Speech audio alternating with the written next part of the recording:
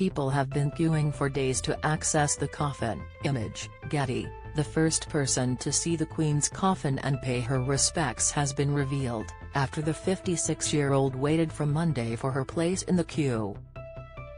She said that while it was a privilege to be there, she had mixed emotions at the sad scene. Vanessa Nathakumaran, an admin assistant from Harrow, northwest London, is the first of what is expected to be up to 1 million mourners who will queue up for hours in order to share a final moment with Her Majesty.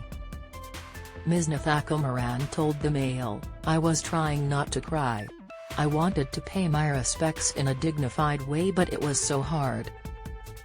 There were such mixed emotions. It was a privilege to be here, but it was so sad and solemn. It was a moment that will live with me forever. It was the most memorable and unique moment of my life.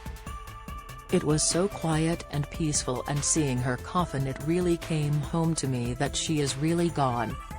I curtsied when I went past and my eye was drawn to the crown on top of the coffin. I feel shattered. At Princess Diana's funeral I went along and lined the road to pay my respects and sign the book of condolences, but this was a much more personal experience. I camped out for 2 days sleeping on a bench and in the pouring rain, but it was worth it.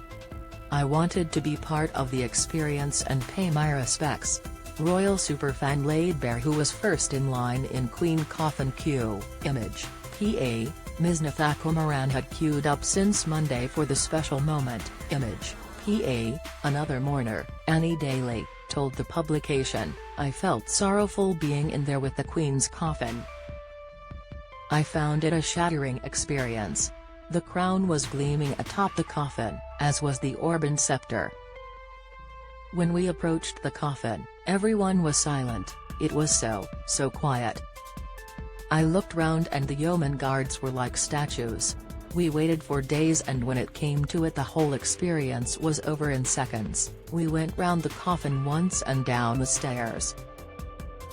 The royal superfans were among thousands of people camping and singing hymns, as well as military veterans who kept themselves awake to avoid creasing their clothes.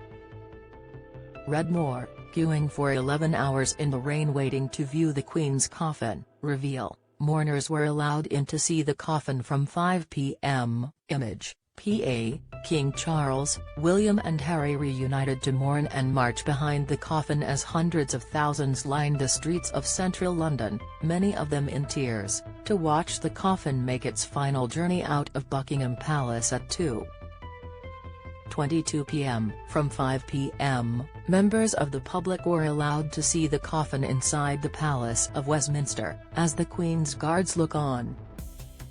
The enormous queue is currently estimated to be around 3 miles long. The doors will be open for visitors 24 hours a day for the next 4 days.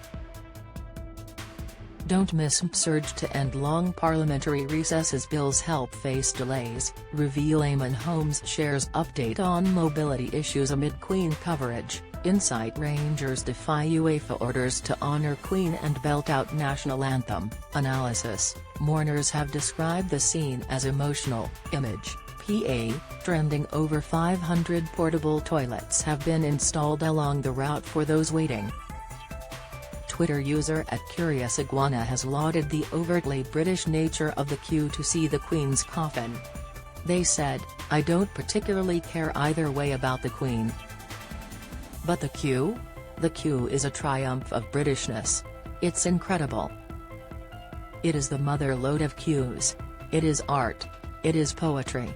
It is the queue to end all queues. It opened earlier today and is already 2.2 miles long. They will close it if it gets to 5 miles.